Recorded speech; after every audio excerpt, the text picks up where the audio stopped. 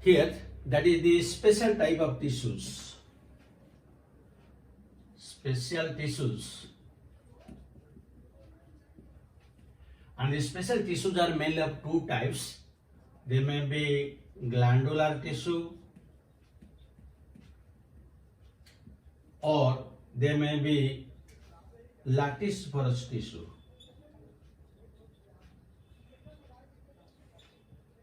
The glandular tissue are again of two types. They may be external glands or may be internal glands. And the example of external glands are, number one is stinging hair. Stinging hair, and the example is urtica.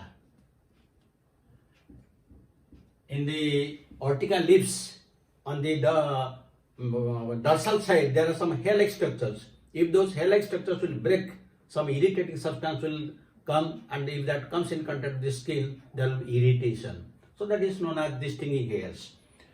And the second example, we can take the digestive glands. And the digestive glands are present in all insectivorous plants.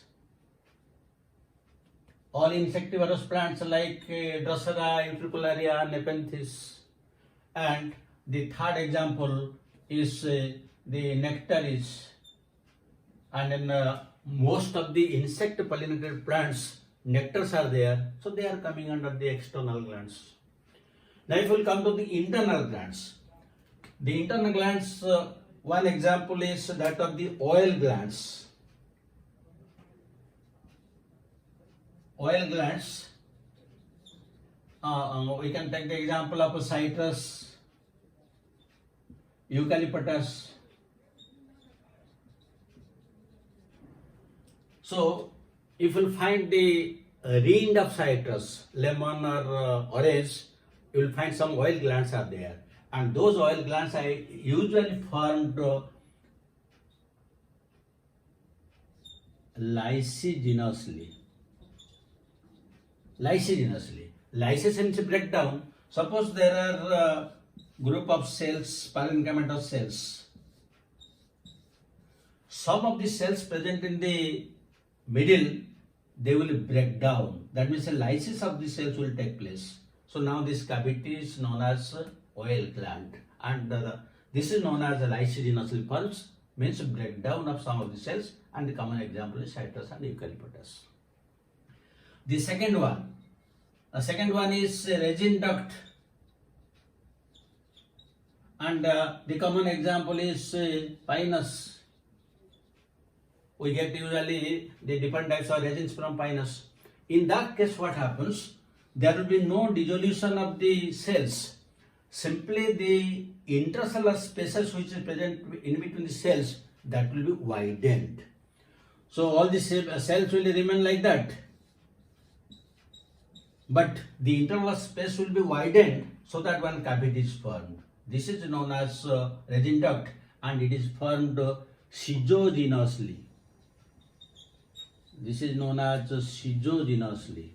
So schizogenously means due to widening of the intercellular spaces, and the common example is resin duct, that is found in case of pinus. But lysigenous means a breakdown of cells, and that is found in case of citrus and eucalyptus, and these are formed lysigenously. Now there is a third example. The third example in case of internal glands is hydathode. Hydathodes are usually found in most of the herbaceous plants, and one example we can take as Colocasia.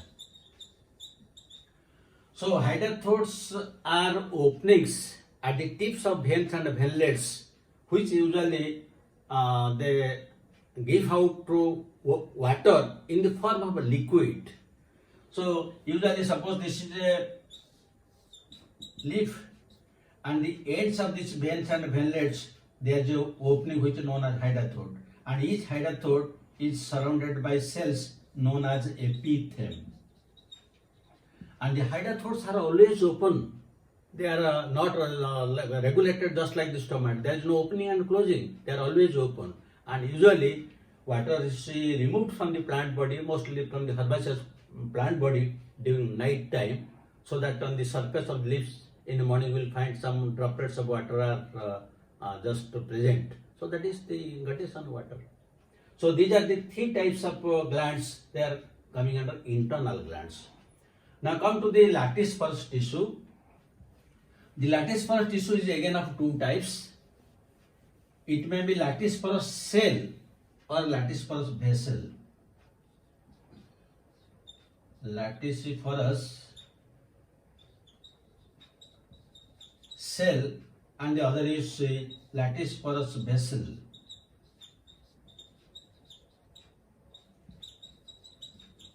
The example of laticiferous cell is usually, we can take the Indian rubber, that is ficus plant, or you can take the calotropis.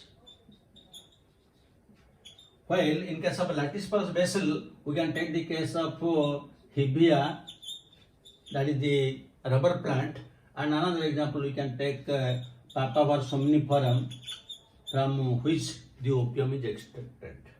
What is the basic difference between these two types? In case of a laticiferous cell, these cells are usually elongated so that there is much of the protoplasm inside that cell. So when there is a cut, whatever protoplasm is present, that comes out in the form of a latex. That is why it is known as a laticiferous cell. But it is only single cell elongated. So there will be one or two drop of latex will come out, then it will stop. And that happens in case of ficus and calotropis. But in case of laticiferous vessel, so many cells are anastomized. They are united. That means they are anastomized. So if there will be any break, large amount of a protoplasm will be liberated in the form of latex. For a long time they will be liberated. As happens in case of hibia or Papaver somniferum, from which opium is obtained. Also you might have marked in case of jackfruit. That means the latex comes out for a long time because so many cells are anastomized, they are united, they are articulated. So these are the some of the examples of special tissues. So with this, the different types of tissues are complete. Now let us discuss questions.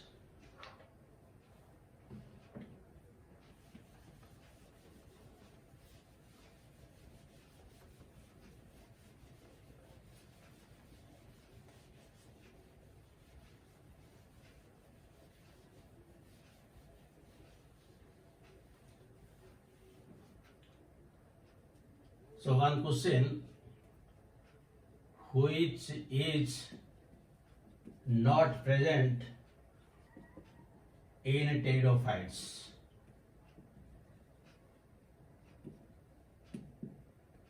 A choice, sieve tube. B choice, aluminous cell. C choice, sieve cell. D choice, both A and B. Now the second question.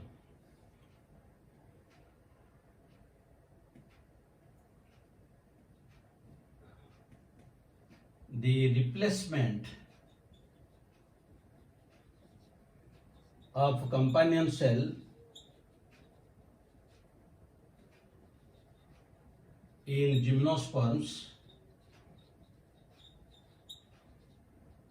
is A choice,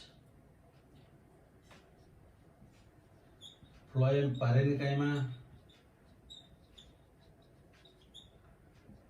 B choice, albuminous cells. C choice, Strasburger cells.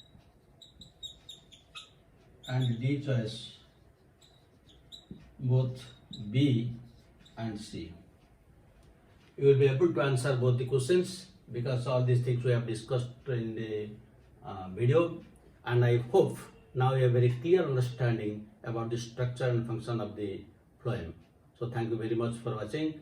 God bless you. Have a good day.